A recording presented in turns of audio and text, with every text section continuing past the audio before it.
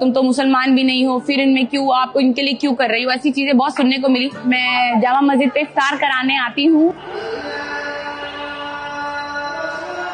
मुझे लगता है कि सारे फेस्टिवल सबके हैं, तो इसलिए हम यहाँ पर इफ्तार कराने आते हैं, और हम यहाँ पर इफ्तारी बांटने आते हैं तो बहुत से हिंदू लोग हैं जो हमें डोनेट करते हैं यहाँ पे इफ्तारी बांटने के लिए। Neha Bharti from Delhi has been organizing iftari at Jama Masjid during Ramzan for the past 3 years. She believes that festivals are meant for everyone and we should all celebrate them together.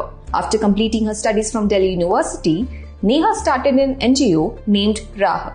During the month of Ramzan, she and her friends have been providing iftari to people every day near gate number 3 of Jama Masjid. Brood spoke to her to understand the motivation behind this initiative.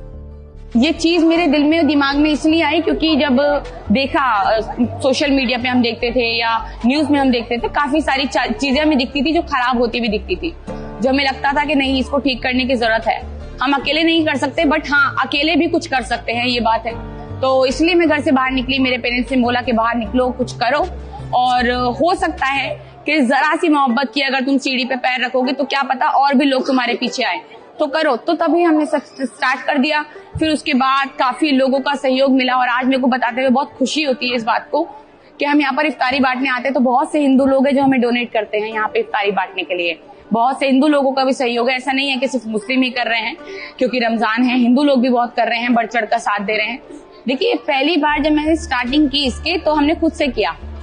मेरे parents से मैंने काफी पैसे लिए, फिर उसके बाद मेरे दोस्तों से मिलकर, जितने भी मेरे दोस्त हैं, हमने थोड़े थोड़े पैसे मिला के, मैं मिडिल क्लास फैमिली से हूँ, हमने स्टार्ट किया। फिर उसके बाद जब मैं वीडियोस डालने लगी सोशल मीडिया पे, तो लोगों को जब काम पसंद आने लगा तो उन्होंने भी मेरा सहयोग करना स्टार्ट किया।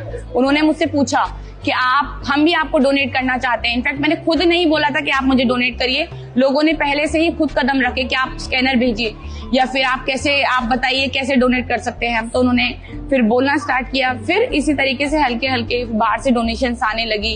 काफी लोग जैसे रुआवजे की बॉटल्स होती हैं वो भेजने लगे, जो राशन का सामान होता है वो हमें भेजने लगे। उसी तरीके से फिर हम यहाँ पर इफ्तारी कराने लगे। देखिए, जामा मस्जिद मैंने इसलिए चुना, पहली बात तो मेरे घर के बहुत पास था, और दूसरी चीज ये मेरे पापा मम्मी का आइडिया था कि आप जामा मस्जिद पे बांटो, और इधर उधर क्योंकि भीड़ भड़का ये सब चीजें होने से बेहतर है कि जहाँ चीजें जो तुम्हारे घर के पास है वहीं पर जाकर तुम आराम से बांट दो, और एक जगह ऐसी हो जहाँ पर तुम रोज बांट सको।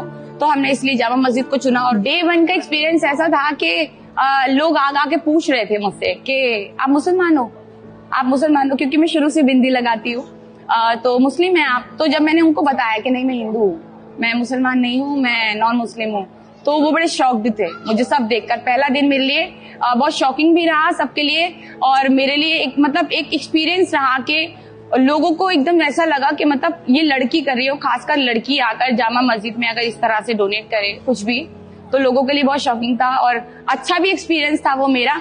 बट जब लोगों ने पूछना स्टार्ट किया कि आप नॉन मुस्लिम हो और यहाँ पर क्यों बांट रहे हो, फिर तो कैसे बांट रहे हो यहाँ पर, वो बहुत खुश भी हुए थे मुझे देखकर।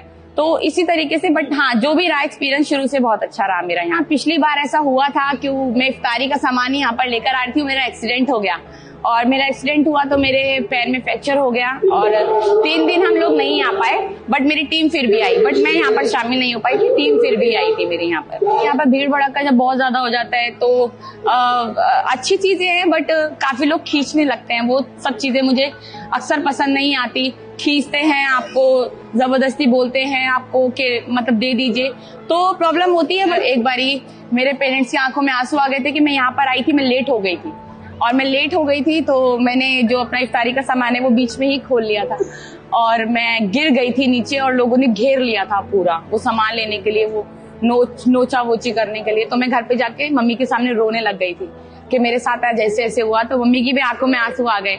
वही एक दिन जो मेरे लिए रहा, जो खराब रहा आज तक, वो भी पिछले रमजानों में, क्योंकि मैं बहुत लेट हो गई थी, जाम में मैं फंस गई थी।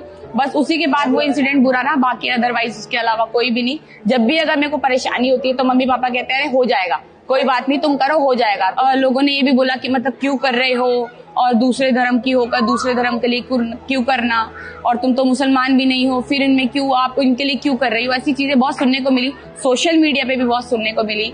फिर काफी लोगों को ने बोला कि भाई दिखावा है, ये वीडियो बना रहे हैं। देखिए, आप भी दिखावा करिए, हम तो चाहते हैं ऐसा दिखावा सब करे। अगर ये दिखावा ही होता है तो ऐसा दिखावा सब करे तो ज्यादा बेहतर है। कम से कम आप लोगों में कुछ पहुंचा तो रहे हैं, आप लोगों में खाना पीना जितनी भी चीजें हैं, मोहब्बत आप बांट तो रहे हैं, तो आप वो करिए। तो फिर बट उससे कोई फर्क नहीं पड़ता। और मुझे लगता है कि फैमिली का सपोर्ट है आपके पास तो सब कुछ है। और फिर मुझे उसके बाद मुझे सुनना बंद हो गया था, जो बोलना है बोलते रहना, चाहे वो हिंदू हो, मुस्लिम हो, अदर कास्ट कोई भी हो। मैं यही कहूंगी कि देखिए, नफरतों से कभी ना कुछ जीता गया है, ना कभी जीता जाएगा। मोहब्बतें ही जो है वो हर चीज जीत सकती है, नफरतें हमेशा हारती हैं। और इस बारी भी हमें नफरतों को हराना है, चाहे वो किसी भी तरीके से हो, किसी भी तरफ से हो, चाहे कैसे भी हो। आप नफरतों को, चाहे अपने घर में हो, आप हर तरीके से नफरत को भुलाइए, हर तरीके से नफरत को भूल जाइए। हम जैसे आपका रमजानों में आ रहे हैं, होली भी आप इसी तरीके से सेलिब्रेट करिए, सारे फेस्टिवल सेलिब्रेट करिए और मोहब्बतें बनाकर रखिए। सारे त्योहार सबके होते हैं, मोहब्बतें जिंदा रहेंगी तभी इंसानियत जिंदा रहेंगी।